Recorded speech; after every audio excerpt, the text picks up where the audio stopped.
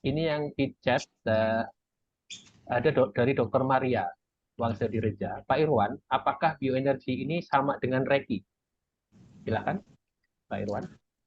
Oke, bioenergi itu kan seperti saya katakan tadi, itu seluruh program yang ada terbentuk dari bioenergi. Reiki, tadi ada sempat saya bahas sebentar, adalah nama yang lebih dikenal orang untuk bioenergi sistem saraf. Jadi bioenergi yang berfungsi di saraf-saraf kita, terutama di otak, kendalinya itu disebut sebagai Reiki. Ini sebabnya Reiki itu digunakan dalam kondisi relaksasi dan dikendalikan dengan visualisasi.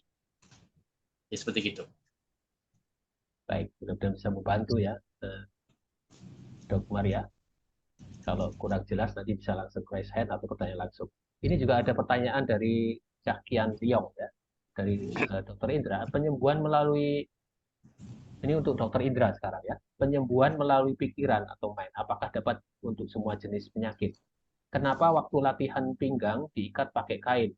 Silat kan ada alirannya, misalkan Cimande, nah, PPS Pancadaya itu dasarnya dari mana?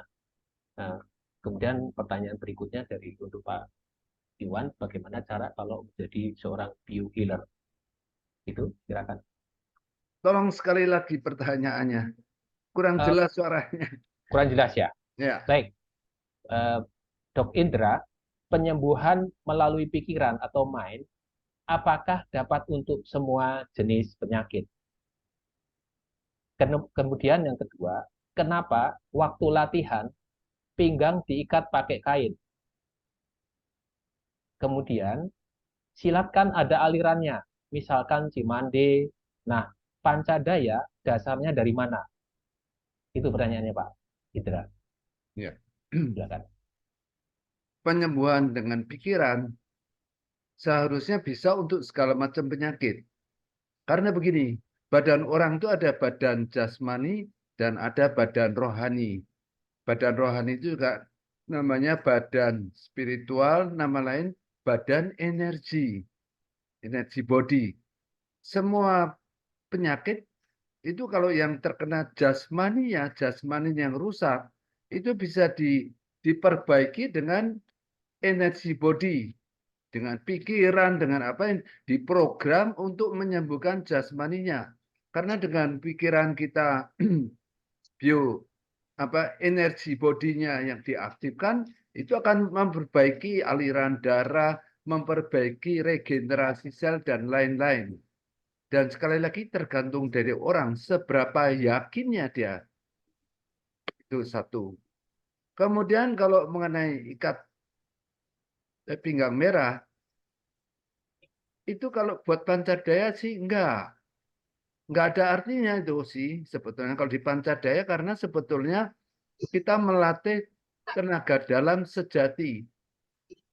Iya, tenaga dalam sejati itu semua orang ada, tapi ada yang sadar, ada yang tidak sadar. Itu kalau lagi latihan silat baru dipakai.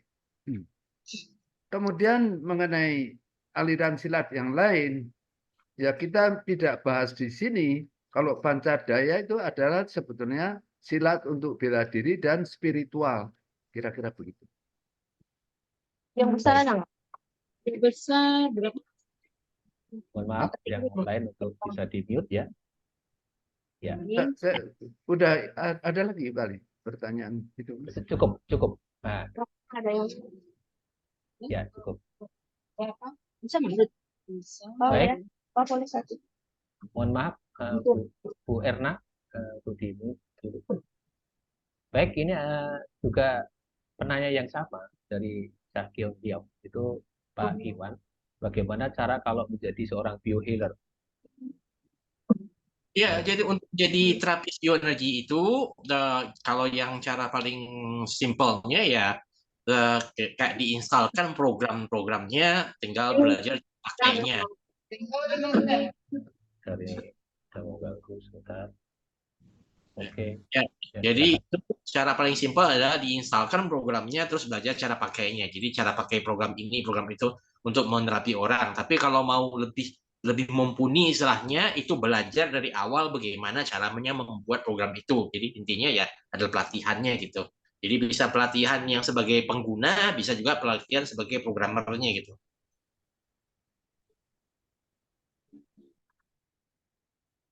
Baik, mudah-mudahan bisa membantu ya jawab pertanyaan ini. Nah, ini ada yang raise hand. Silakan Bu Rani, buka. Bu Rani. Ya, selamat sore untuk Pak Moderator dan pembicara pertama dan kedua. Yang saya ajukan pertanyaan, saya Rani dari Surabaya. Untuk pembicara pertama, pertanyaan saya, apakah bela diri yang tadi itu pencak silat sama dengan Qigong? Lalu yang untuk untuk Pak Irwan, pertanyaan saya ada 3. 1, apakah Reiki dan Jensen Xie itu sama? Jika tidak sama, bedanya apa? Yang kedua, apakah Reiki bisa menyembuhkan urat kejepit? 3, jika seseorang akan belajar Reiki, maka cakranya harus dibukakah? Jika seseorang sangat peka, jika cakranya dibuka, apakah tidak membahayakan? Terima kasih. Baik. Sudah jelas ya. Tadi kalau Dr. Indra tadi, Ya, silakan. Dok. pertama kali Pancadaya bukan Qigong. Ya, Pancadaya ya Pancadaya itu jadi Ya. kombinasi antara gerak olahraga dengan spiritual. Karena maka sekali lagi yang penting diskusinya sebetulnya. Kalau pencak silatnya itu biasa, tadi saya katakan bisa yang gerakan dasar buat semua orang atau ada jurus silatnya. Di dalam Pancadaya kita tidak melatih Qigong atau cara meditasi tertentu tidak. Yang penting melatih peningkatan kesadaran diri. Itu kiranya yang penting melatih peningkatan kesadaran diri. Qigong itu sebagian dari memang bernapas yang betul itu penting untuk kesehatan. Itu otomatis nanti kita ada cara bernapas tapi yang bukan yang untuk spesifik tertentu tidak. Kira-kira begitu. Maaf, saya tambah sedikit ya, Pak. Untuk pengobatan melalui pikiran, apakah bisa menyembuhkan urat kejepit? Jika bisa tolong diberi petunjuk karena saya memang ada urat kejepit di T11 dan T12. Terima kasih. Nah, itu kalau penyempitan T11-12 itu kelainan jasmani. Teoritis ya sebetulnya kelainan jasmani itu bisa disembuhkan dengan berbagai macam cara. Contohnya misalnya dengan terapi frekuensi. Terapi frekuensi itu tiap organ punya frekuensi. Kalau ada penyempitan di T11-12 diperbaikin secara organisnya dengan frekuensi untuk meningkatkan kemampuan sarafnya. Itu termasuk sebetulnya bioenergi. Kalau Pancadaya sebetulnya tidak khusus untuk penyembuhan, tapi di dalam Pancadaya kita ada cara-cara pengobatan seperti refleksi. Refleksi yang disertai dengan misalnya tadi dikedut, apa-apa itu mempercepat penyembuhan. Maka ada memang sesi penyembuhan di Pancadaya. Dan harusnya bisa. Tergantung sekali lagi bagaimana separah-parahnya penyakitnya, seberapa percayanya si pasien tersebut. Kalau pasiennya nggak percaya, susah disembuhkan. Tapi intinya bisa. Baik. Itu kira-kira. Baik, tentu bisa menjawab. Kelanjutan dari pertanyaan Bu Rani mungkin dari, terima kasih Dok Indra sudah bisa menjawab ya. Untuk Pak Irwan sudah ada 3 pertanyaan tadi tentang. Oke, jadi untuk pertanyaan tentang apakah ilmu A sama dengan ilmu B, jadi saya bisa mengatakan bahwa kalau pertanyaannya seperti itu akan susah jawabnya karena orang suka memberikan nama yang aneh-aneh kepada keilmuannya. Jadi orang belajar dari si A, kemudian dia bikin perguruan sendiri, dia bikin nama ya, kayak contoh kalau Reiki aja variannya ada berapa ratus, entah tak tahu lah ya. Jadi yang kita harus pahami itu adalah prinsipnya begini. Pada dasarnya kalau itu menggunakan pikiran, menggunakan visualisasi, yaitu adalah bioenergi sistem saraf. Kalau bioenergi sistem saraf berarti ya kurang lebih sama seperti Reiki. Ya, itu pasti mainnya relaksasi, visualisasi, dua itu. Kemudian kalau mainnya niat, jadi alirkan, arahkan apa seperti itu kundalini istilahnya gitu. Walaupun dia mau pakai nama energi semesta, energi bintang sakti apa, pokoknya namanya terserah. Kalau dia pakainya niat, itu pakainya kundalini. Jadi kayak begitu. Jadi kita harus lihat dasarnya, bukan dari namanya apa. Oke, kemudian penyembuhan saraf terjepit ini silakan dicatat, walaupun saya rasa kemungkinan besar Ibu tidak bisa mempraktekkan, tapi saya akan memberikan langkah-langkahnya. Pertama, ya, apabila posisi terjepitnya ini di torasik, maka klien itu harus pada posisi tidur terlungkup. Kemudian terapis menggunakan bioenergi sistem reproduksi untuk memegang tulang ya, yang satu ruas di bawah dan satu ruas di atas dari daerah jepit. Jadi kalau terjepitnya antara T11 dan T12, maka yang dipegang itu adalah T10 dan L1, kemudian dipegang itu direnggangkan untuk memberikan breathing space istilahnya di antara ruas yang terjepit itu. Kemudian terapis menyalurkan bioenergi sistem saraf untuk melonggarkan saraf-saraf yang terjepit tadi. Jadi supaya dia tuh kayak tadinya kan agak tergencet gitu kan, jadi dia tuh kayak bentuk normal lagi. Dan untuk memperbaiki disk yang pecah, ya. Nah, karena dari suaranya Ibu sudah cukup ada usianya, walaupun saya nggak tahu usia berapa, ini akan membutuhkan bantuan dari donor lain. Mengapa? Karena untuk memperbaikinya itu butuh hormon pertumbuhan yang human growth hormone disingkat HGH, maka dibutuhkan seorang, kalau bisa 3 totalnya, karena mengingat ini ke kondisi kerusakannya agak parah. Jadi 3 orang ini sebagai donor itu duduk di dekat ya, Ibu selagi terapi. Nah, itu kita akan pindahkan hormon dengan kita aktifkan dulu menggunakan bioenergi sistem listrik, jadi biolistrik dinamis ya, ke arah pituitarinya. Setelah produksinya lebih banyak, kita pindahkan menggunakan bioenergi sistem peredaran darah ke tubuh Ibu, ke lokasi dekat kerusakannya, dan kemudian kita mencairkan lemak dan protein di tubuh Ibu, kita bawa ke lokasi rusaknya, kita stimulasikan dengan bioenergi sistem reproduksi fase 31 untuk menumbuhkan kembali disk Ibu yang retak itu. Seharusnya dengan 3 donor masing-masing 15 menit itu sudah cukup untuk memulihkan, tapi kemudian selama 3 hari setelah terapi Ibu tidak boleh melakukan kegiatan mengangkat, menarik, mendorong barang apapun. Ya, seperti itu. Boleh saya tambahin Pak Moderator? Silakan. Ya.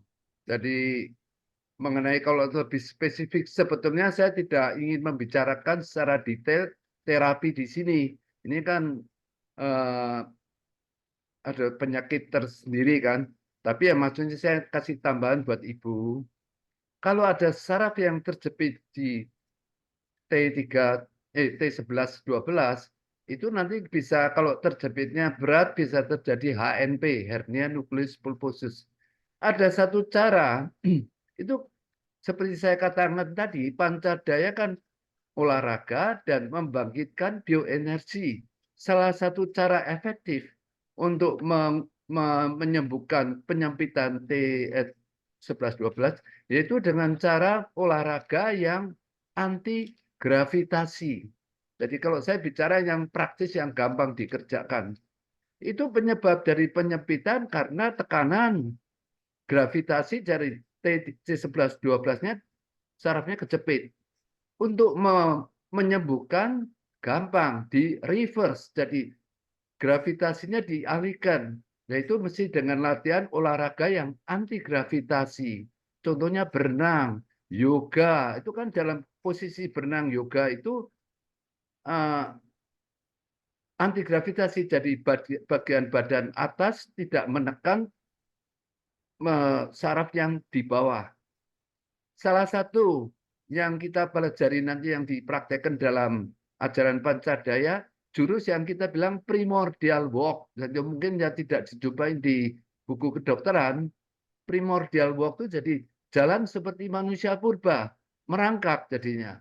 Merangkak dari kaki dan tangan. Dalam posisi merangkak, jadi vertebranya tidak menahan beban. Itu dengan dilatih yang teratur, saraf yang terjepit terbuka kembali. Tapi itu sebaiknya nanti ada pembimbing yang melihat kondisi ibu, tekanan darahnya harus dibikin normal dulu dan lain-lain. Sekian. Baik, terima kasih. Mudah-mudahan bisa membantu saya. Karena kali ini kita masih kisah tentang bagaimana bioenergi bergerak dan bisa memberi manfaat, dan termasuk pencegahan ataupun healing. Tadi sudah diuraikan oleh ketua bicara. Dan ini ada Pak Ros Herlambang Dipa. Silakan dibuka. Silakan Pak Ros.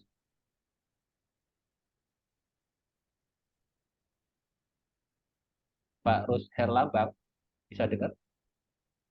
Raise hand. Dia belum ada ini. Sorry Pak, Sorry, silakan Pak Ros. mau nanya Pak, kalau untuk tempat latihan Pancadaya di mana ya Pak? Terus batasan usianya dari umur berapa sampai umur berapa? Lalu untuk iuran biayanya berapa ya Pak? Terima kasih banyak Pak. Terima kasih Pak Ros. Pak Indra bisa menjawab? Indra. Buat saya pertanyaannya ya. Iya, iya betul. Tentang pelatihannya di mana gitu. Iya. Pancadaya ini karena kita mulai merintis kembali. Latihannya mungkin baru 2 minggu sekali. Kita tempat latihan di Jakarta ini di Jalan AM Sangaji 33. AM Sangaji 33 Jakarta Pusat. Mungkin sekarang masih belum ini ya, baru mulai 2 minggu sekali. Dan Bapak ada baiknya menghubungi bagian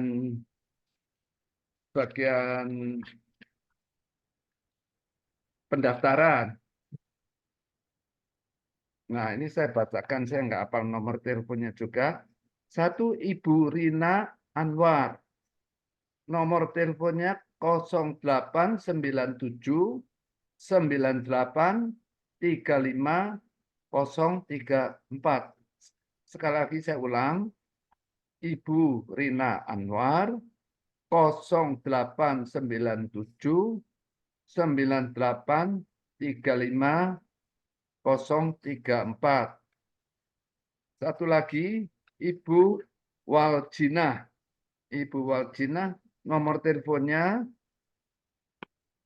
0813 1405 6696. Saya ulang lagi. Yang kedua, Ibu Waljina, nomor telepon 0813 1405 6696. Nah, pesertanya kita tidak ada batas umur, tapi ya biasanya di atas 15 tahun. Kalau anak kecil susah ngajarinya. Jadi muda sampai tua, banyak peserta kita ada yang di atas 70, ada yang lebih dari 80. Saya sendiri umurnya 81. Nah, dan jadi semua usia boleh.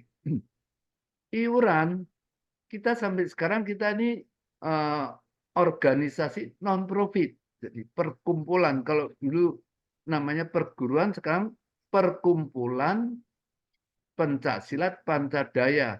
Dan kita ini untuk supaya mengclearkan, supaya jelas, kita sekarang udah resmi mendapat izin dari Menkumham. Jadi resmi, jadi bukan yang abal-abalan, mau yang ilmu sesat atau apa, enggak. Kita semuanya bisa dipertanggungjawabkan. Iuran, ini sampai sekarang kita sukarela. Jadi kalau yang Tidak mampu, ya nggak apa-apa. Yang penting ada niat menjadi manusia pancadaya. Itu tujuan kita. Meningkatkan manusia pancadaya. Kalau yang ada uang, ya berapa juga boleh saja. Itu nggak penting. Ya, syukur-syukur ada yang mau jadi donatur. Jadi karena itu gerakan yang non-profit, donatur. Silakan, kita sangat welcome. Jadi datang dulu, lihat dulu, cocok apa enggak dengan suasana hati. Itu kira-kira begitu. Baik, Ya. sudah bisa menjawab. Nah, baik, terima kasih penjelasannya, Dr. Indra. Ini kita kembali ke chat lagi. Ini dari Klinik Sehat Sejahtera. Ini tentang penyakit ini. Apakah bisa dijawab salah satu sub ini? Bagaimana membedakan sumbatan karena trigliserid atau kalsium? Silakan Dok Indra atau Kalau secara kedokteran itu diteropong, Pak, pakai kateter. Iya. Ya, tapi kalau misalnya tanya cuma dilihat pakai mata aja bagaimana bedanya nggak bisa. Jadi sederhananya gini, kalau jadi kalau orang tarik nafas dalam-dalam kayak terus terasa kayak ada sesak atau ada nyeri, nah biasanya itu ada penyumbatan. Nah, paling gampang penyumbatan karena toh terapinya gratis, ya udah chat saya terapi. Saya terapi kemudian 15 menit, kemudian cek, oh mendingan saya udah saya ulang lagi. Oh, kalau udah lega ya berarti udah aman. Kalau setelah diterapi, oh nggak sama saja, ya ada kemungkinan kalsium, ceklah kateter kan. Kalau udah kalsium judulnya, nah ngunyah-ngunyah bawang putih mentah deh. Iya, baik. Dok Indra mau menguatkan atau sama? Oh, tadi pertanyaannya apa sekali lagi? Ini bagaimana membedakan sumbatan karena trigliserid atau kalsium? Itu pertanyaannya kurang tepat kali. Betul. Kalsium tidak bikin menyumbat kalau dalam keadaan biasa. Trigliserid juga dalam keadaan biasa nggak bikin tersumbat. Ini yang saya mau memberi komentar. Manusia sekarang itu terlalu percaya pada hasil laboratorium. Nah, ini yang saya mau kasih komentar. Jadi, kalau orang zaman dulu, maka kalau orang Jawa bilang, penyakit ojo kei jeneng. Penyakit jangan kasih nama. Pancadaya juga begitu. Kalau kita kasih nama penyakit, itu mengundang penyakit, memprogram penyakit datang ke kita. Nah, padahal banyak hal yang sebetulnya kolesterol, trigliserid itu tidak begitu gampang menimbulkan penyakit. Kalsium juga. Nih di dalam program Pancadaya nanti faktor diet, kan tadi saya bilang lifestyle. Lifestyle itu faktor makanan penting. Misalnya banyak orang sekarang konsumsi preparat yang mengandung kalsium. Kalau preparat mengandung kalsium itu bisa terjadi perkapuran penyumbatan. Karena itu dengan cara makan yang baik, kalsium dikombinasi dengan rumput laut. Atau sumber kalsiumnya jangan pakai kalsium yang kimia, tapi kalsiumnya kalsium yang organik, yang alami. Contohnya rumput laut. Nah, kalau dalam rumput laut itu magnesium itu dikombinasi dengan ada mineral lain yaitu yang namanya magnesium. Jadi kalau kita konsumsi magnesium yang alami ada kalsium, nggak akan terjadi penyumbatan. Trigliserid juga begitu. Dengan pola makan yang benar itu mencegah trigliserid tinggi. Jadi problemnya kalau di Pancadaya preventif is better than kuratif.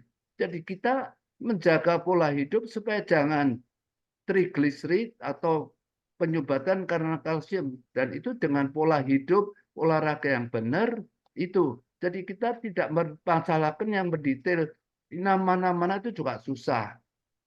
Membedakan sumbatan karena kalsium makin susah. Kalau kita yang penting mencegah jangan terjadinya. Kira-kira tambahan saya begitu. Ya, baik, terima kasih Dok Indra. Ini dari Reza, Pak Irwan, apakah penyembuhan dengan energi prana atau pranic healing system itu sama dengan penyembuhan bioenergi? Silakan Pak Irwan. Yang sejauh yang saya paham, ya prana yang dimaksud itu kemungkinan besar dari Chokoksi, benar itu enggak? Kalau dari Chokosi itu menggunakan bioenergi sistem reproduksi, ya kalau di India dikenal dengan nama Kundalini. Jadi itu pakai niat, ya alirkan warna ini, warna itu diatur pakai niat. Gitu. Sudah bisa menjawab ya. Baik, ini ada dua penanya yang sama, tapi sudah dijawab di chat sama Pak Sob. Barangkali Pak Indra juga bisa menguatkan ya. Ini masalah apa arti kedut di kedut tadi itu yang tadi emang nggak gampang diucapkan dan caranya bagaimana begitu. Ini ada Bu Sita, eh, ada dua penanya itu yang menanyakan tentang kedut ya. Silakan Dok Indra.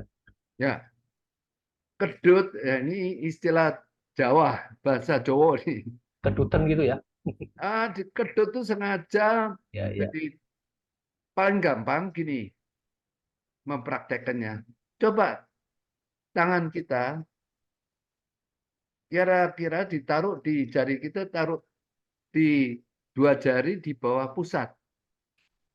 Dua jari di bawah pusat, taruh jari kita, kemudian kita kedut. Jadi digerakkan, otot perutnya digerakkan.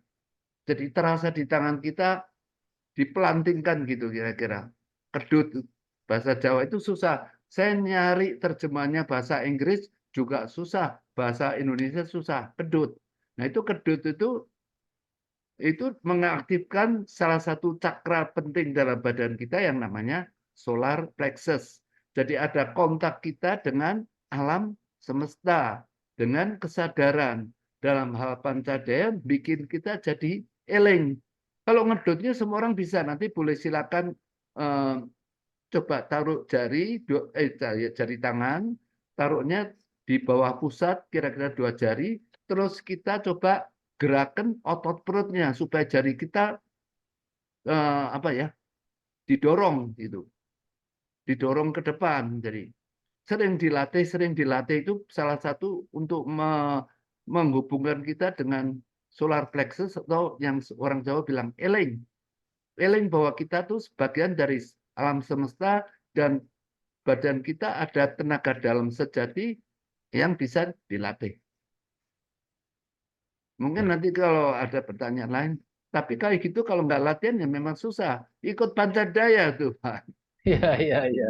Ini ada Pak Hino juga tanya, apakah kedut itu disentakkan gitu Ya, atau bergetar betul. sendiri ya? Betul, disentakkan. Jadi Disentakkan, ya.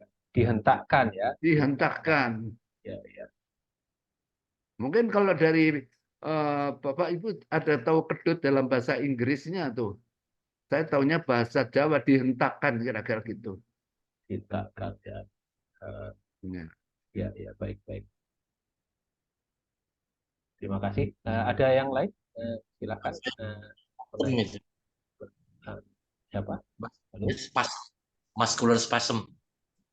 Spasm. Oh, spasm. Muscle Oh, spasm ya itu. spasm. Jadi ototnya dikencengkan gitu, dihentakkan gitu. Ya, ya, ya. Oh, jadi bukan karena kita menghirup napas dari luar kemudian ditekan di solar plexus, tapi itu ininya ya dihentakkan ya, bukan karena Dihentakkan. proses pernapasan ya, bukan proses Ya, pernapasan ya. Baik, Dok itu. nanti kalau di Pancadaya juga ada breathing exercise juga ada tuh. Oh, ada ya. Ada lain lagi itu. Ya, ya. Buat Memang orang era asma apa-apa gitu juga ada itu. Intinya juga itu bioenergi diaktifkan dengan memperbaiki kita punya fungsi paru-parunya. Caranya gimana yang ya, kita nggak urusan wah ini apa. Yang penting kita memperbaiki fungsi badan kita. Juga buat asma ada breathing exercise.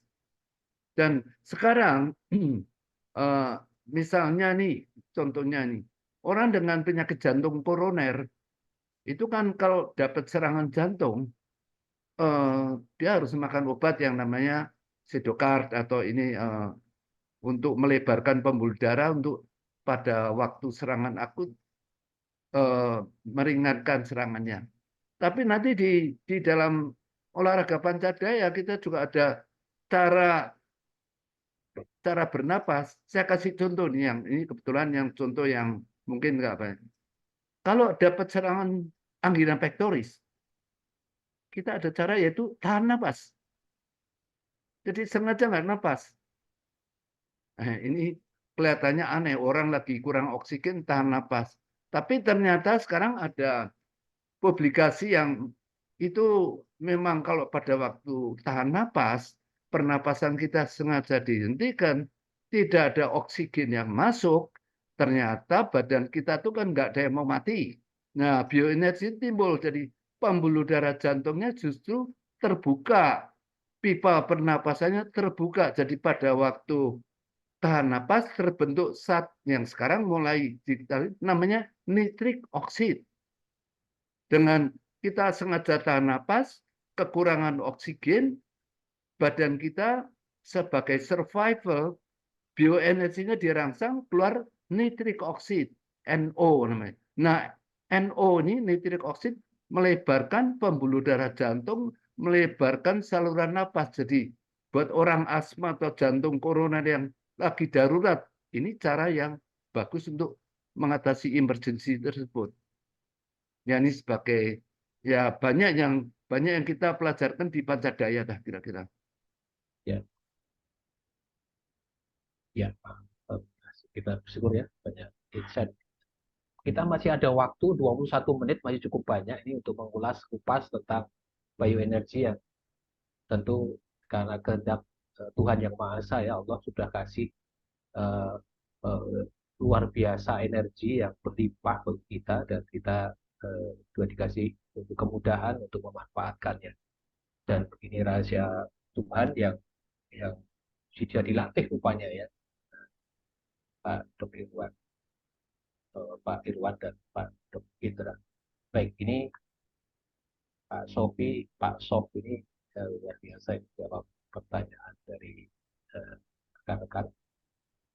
Berapa biaya? Oh, ini biaya. Mohon maaf ya, nanti untuk masalah biaya penyembuhan berat ini untuk chatting saja ya, chat ke WA kita ya, karena kita hanya mengupas tentang bioenergi, bagaimana itu bekerja dan itu healing. Baik, ya, tadi Sabtu jam 12 ya, atau chat WA Ibu Andrina Rawat kira sudah di chat. Oke, baik. Ada tambahan Pak Irwan atau Pak Indra tentang tadi yang sudah dijelaskan kembali, mungkin ada yang terlewatkan dari beberapa penanya, silakan, masih cukup waktunya. Dari Pak Irwan terlebih dahulu, silakan Pak, kalau ada tambahan. Ini kan kita belum ada nih. Oh, nomor Dokter Indra sudah nih. Boleh Dok Indra minta ini nomor, kita di chat. Siapa? Minta dokter nomornya Dokter Indra, apakah diperkenankan? Oh, Burani kayaknya. dari siapa nih kayaknya yang tanya? Burani tadi yang tanya tadi. Oh, tadi saya dengar Pak Sufyu apa enggak? Pak Sof itu menjelaskan, dia menguatkan penjelasan dari Dokter Indra. Pak Sof itu Pak Sof ini beberapa dia reply gitu ya. Ya, Ya.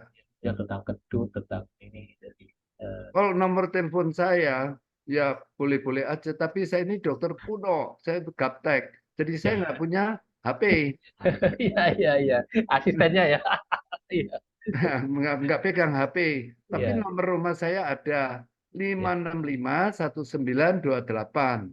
021 berarti ya, Dok. Apa itu namanya? 021. Ya. Nah, 5651928. Ingat Sumpah Pemuda, Pak.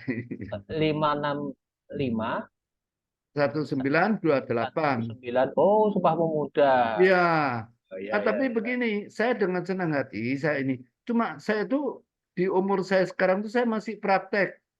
Oh, Kalau pulang praktek bisa jam 11, jam 12 malam. Jadi bangunnya juga siang gitu ya. Saya praktek di 2 tempat tuh, jadi Dari yang satu yang khusus yang lebih ke arah penyakit dalam, yang satu yang umum. Jadi kalau mau hubungin sebaiknya antara jam 10 jam 12. Oh, malam ya malahan. Oh enggak, siang. Oh, siang. Iya, iya, iya. Antara jam, jadi saya bangun pagi sampai jam 12 Ya, siang sebelum saya apa gitu. ya, ya. Dengan senang hati saya akan, ya ini sekali lagi bukan apa-apa ya Pak. Ya, Kan dikatakan hidup adalah ibadah kan. betul. Hidup membuat karma baik sebanyak mungkin. Ya, Ya, kira-kira jadi saya umur 81, saya mau cari uang apa-apa juga enggak lah gitu kira-kira ya. ya, Ya, the best what I can do kira-kira untuk hidup ini. Karena itu saya mau bantu membangkitkan Pancadaya karena saya anggap itu pelajaran yang sangat bagus mengenai hidup spiritual. Kira-kira gitu. ya, ya, ya. Biasa. Dalam usia apa istilahnya old lansia, tapi luar biasa Pak Dokter Indra, iya, bisa berbagi kepada kita semua.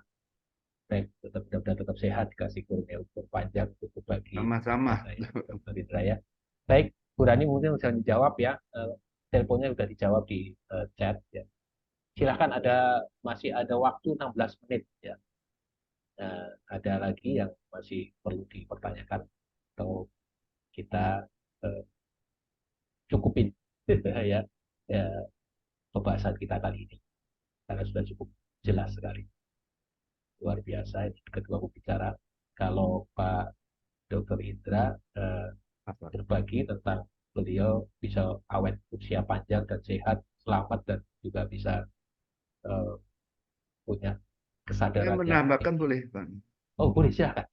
Ya. Sering saya ditanya orang, apakah Pancadaya itu bisa, ya tadi udah jelas untuk kesehatan, jelas untuk menyembuhkan penyakit. Satu lagi yang tanya, apakah bisa memperpanjang usia, panjang umur? Ini pertanyaannya itu saya katakan, ini kayak ngecek, ngedek gitu loh. Apa ya, kalau belajar Pancadaya gini-gini terus jadi bisa panjang umur. Nah sekali lagi bisa. Karena banyak fakta-fakta yang menunjukkan bahwa sebetulnya DNA manusia, DNA manusia itu sedikitnya bisa bikin hidup 150 tahun. Malah lebih, jadi more than 150 years. Yang bilang gini nih, satu profesor namanya Murakami, dia ahli genetik, dia bilang DNA manusia lebih dari 150 tahun. Dan yang menarik, DNA manusia yang aktif itu baru 5-10%. Jadi kita masih punya cadangan DNA lebih dari 90%. Nah, DNA cadangan itu dalam keadaan dormant, dalam keadaan tidur. Nah, ini DNA cadangan ini bisa dibangunkan menuju arah yang kita kehendaki. Jadi kalau orang yang pikiran jelek, merasa aku sudah tua, aku sudah gini, ya diprogram ke arah entropi namanya. Jadi program kematian sel. Tapi kalau kita punya pikiran kita yang positif, nah kita jadi bioenerginya ke arah yang positif, DNA cadangannya diaktifkan. Dan ini banyak dalam kejadian sehari-hari, banyak orang yang misalnya kanker, diperkirakan umurnya tinggal 3 bulan atau 6 bulan. Ada kasus-kasus yang sembuh, yang dianggap mujizat, tapi sebetulnya enggak. Itu karena begitu keras keinginan hidupnya dia, bioenerginya dibangkitkan, dan DNA-nya diaktifkan. Itu maka dalam bukunya Murakami bilang, the divine message of the DNA. Jadi divine message, jadi pesan ilahi dari DNA bahwa Tuhan itu menyembuhkan kita melalui DNA. Jadi the divine message of the DNA, Tuhan dalam gen kita. Jadi tidak ada sesuatu yang mustahil. Sains, ya memang kalau sains sekarang tuh A plus A sama dengan 2A. A kali A kuadrat itu hukum pasti. Tapi kalau mengenai kehidupan, sebetulnya modern science. Ini juga satu yang baru lagi. Pikiran manusia itu bisa merubah, sebagai contoh, dalam percobaan-percobaan yang melibatkan partikel yang lebih kecil dari atom, itu pikiran si peneliti itu bisa mempengaruhi hasil dari penelitian tersebut. Ini hal-hal yang baru tuh yang sekarang lagi dipelajari, itu menjembatani antara sains dengan spiritual. Jadi pikiran kita bisa mempengaruhi hasil penelitian kita, terutama yang dalam partikel yang lebih kecil dari atom, dan nano dan sebagainya. Itu sedikit tambahan mungkin. Baik, terima kasih Dok Hendra. Pak Irwan ada tambahan lagi, Pak Irwan? Silakan kalau ada tambahan. Langsung aja. Cukup ya. Baik. Kalau tidak ada, kita akhiri, kita kasih apresiasi untuk kedua pembicara. Beliau luar biasa sebagai penggiat di bioenergi dengan cara, namun tujuannya masing-masing sama ya, untuk beribadah tadi itu ya kepada Tuhan Yang Maha Esa, kebermanfaatan kepada manusia. Baik, kalau pengen belajar lebih lanjut, tadi sudah ada kontaknya beliau, dia ada di WA. Dan kita di penghujung akhir, kita akan kedatangan Bapak Sunarto MU untuk mengapresiasi atau penyerahan sertifikat kepada pembicara yang luar biasa. Dan sekaligus beliau akan closing statement. Kami persilahkan Pak Sunarto, selamat sore. Selamat sore, Bapak. Iya. Terima kasih atas moderatornya sebagai pembawa alur diskusi yang sangat bagus sekali ini. Bahwa kita tahu topik hari ini dengan judul Bioenergy for Health and Healing. Nah, pembahasan, penjelasan, dan pertanyaan-pertanyaan serta jawaban-jawabannya menimbulkan banyak keingintahuan. Namun, saya dapat informasi dari WA secara pribadi, ketika kita membahas tentang bioenergi, terjadi silang pendapat. Kadangkala, kalau kita mengartikan secara etimologinya, bioenergi adalah bio dan energi. Pastinya kita akan menjelaskan tentang apa itu bio. Itu hidup. Apa ciri-ciri hidup? Apa itu energi? Nah, ada pembahasan-pembahasan yang lain. Namun, ada pengertian lagi bioenergi dengan energi yang lain lagi juga.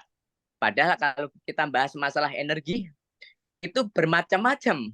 Pendekatannya secara ilmu pengetahuan atau bukan. Atau hanya sekedar pengetahuan secara pribadi. Nah, kalau energi pun kalau secara ilmu pengetahuan kayak apa, jenisnya kayak apa, berubahnya kayak apa, pasti menggunakan hukum-hukum termodinamika, hukum-hukum kekalan energi juga. Namun energinya kalau yang di luar ilmu pengetahuan muncul ada lagi. Oh, bukan itu. Energinya energi Tuhan. Beda lagi pembahasannya. Nah, kalau kita kaji ada bioenergi di dalam ilmu pengetahuan sama yang tadi ini yang kita bicarakan berbeda. Beda. Jadi masyarakat kadang-kala bingung ya. Untuk itu kelak suatu saat perlu dipertegas judulnya. Apa yang dimaksud bioenergi? Apakah itu menggunakan kata prana, apakah itu menggunakan reiki, ataukah menggunakan apa, ataupun dengan organisasi tertentu. Ya. Namun dadanya karena apa? Karena kadang-kala ada materi-materi yang kadang-kala mengambil kosakata ilmu pengetahuan, ada yang mengambil kosakata di dalam keagamaan, ada yang mengambil kosakata di dalam dalam pengetahuan dari luar. Contoh tadi kaitannya dengan cakra. Padahal pengertian cakra yang pertama kali kita mengenal dari India. Tadi disebutkan ya, bahwa ada 7 pusat cakra. Dari Muladhara Cakra, Swadhisthana Cakra, Manipura, Anahata, Visuddha, Agna, dan Sahasrara. Nah, ya nggak apa-apa lah. Tapi yang jelas ada pengayaannya. Namun yang penting bahwa para peserta seminar ini Pikti mendapatkan manfaatnya. Tidaknya menambah wawasannya. Walaupun nanti untuk menambah wawasan perlu diperjelas lagi. Mungkin dengan harus menghubungin Pak Irwan, harus menghubungin Pak Dr. Indra untuk lebih detail-detailnya. Ya. Nah, jadi kadangkala kita samakan dulu definisinya apa. Terus kemudian yang dari istilah-istilahnya apa. Masuk lagi DNA. Ada istilah dari kromosom, istilah DNA yang dari kaitannya dengan genetika. Padahal kalau kita tahu bahwa DNA itu kepanjangan dari asam ribonukleik asidnya. Ataupun yang dikatakan ada yang menyebutkan DNA, ADN, dan lain sebagainya. Padahal di situ bagian-bagian daripada biokimia. Ada kaitannya bio itu. Ada kaitannya kimia lagi.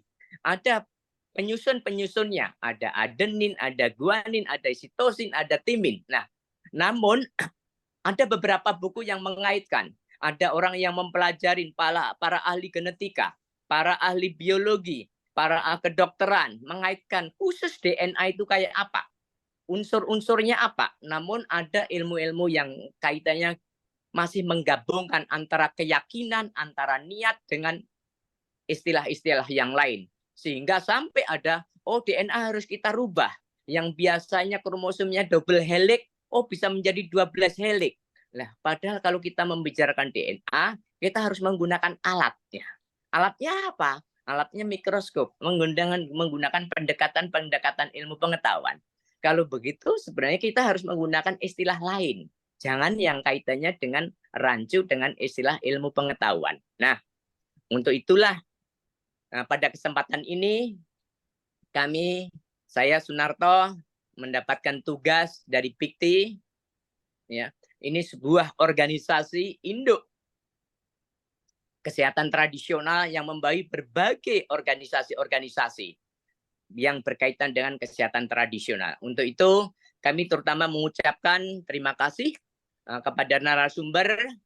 Untuk itu, host, tolong disiapkan sertifikat penghargaan. Yang pertama, silakan host untuk menampilkan sertifikatnya.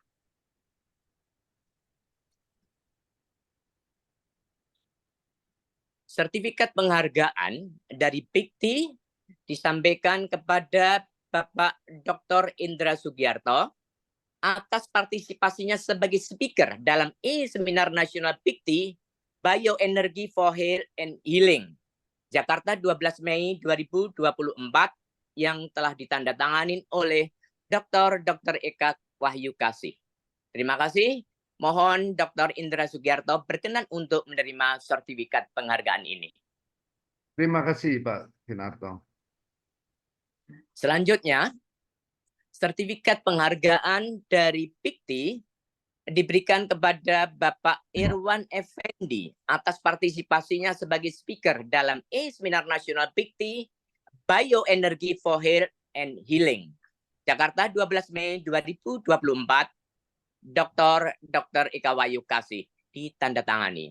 Mohon Bapak Irwan Effendi berkenan untuk menerima sertifikat penghargaan ini. Ya, sertifikatnya sudah saya terima. Terima kasih. Selanjutnya, kepada moderator yang sangat baik, sangat sistematis, bisa mengatur jalannya seminar ini dan terutama dalam diskusinya. Diberikan kepada Dr. Hewan Agus Prayitno, CET, atas partisipasinya sebagai moderator dalam e-seminar nasional Pikti Bioenergy for Health and Healing Jakarta 12 Mei 2024. Dr. Eka Wahyu Kasih ditandatangani. Berkenan Dr. Hewan Agus berkenan untuk menerimanya. Baik, terima kasih Kinarto. Biasa. Nah, terima kasih. Ibu Bapak peserta e-seminar Pikti, kami beritahukan dan kami ingatkan lagi bahwa minggu depan, seminggu lagi, tanggal 19 Mei tahun 2024, jam 14.30, Pikti akan memberi kan judul topik Integrative Care for Pain and Anxiety. Opening Bapak Didik Waluyo, Insinyur MA MTC. Speaker Dr. Made Sri Purnamawati. Speaker kedua Dr. Yana Kolida, moderator Sunarto, dan MC Bapak Dr. Arif Bintoro Johan, dan closing Dr. Wilia Paris Ars. Untuk itu mohon berkenan Ibu Bapak menyampaikan informasi ini agar teman-teman bisa berkenan hadir mengikuti dengan fokus 100% dalam e-seminar yang akan datang. Pastinya e-seminar ini membawa manfaat buat kita semuanya. Pada saat ini dan minggu depan, e-seminar PIKT yang berkaitan dengan rasa sakit dan kecemasan. Kecemasan dan rasa sakit dialami oleh semua orang. Jadi pengetahuan yang akan datang, pengetahuan yang sangat berguna dan bermanfaat. Dan bahkan untuk kita semua, kita pernah merasa sakit, dan bahkan pernah merasa cemas. Pendekatan-pendekatan akan dijelaskan oleh narasumber-narasumber dari PIKT. Untuk itu, e-seminar PIKT dengan resmi kami nyatakan, kami tutup. Salam sehat dan sejahtera. Keberuntungan ada pada kita. Terima kasih.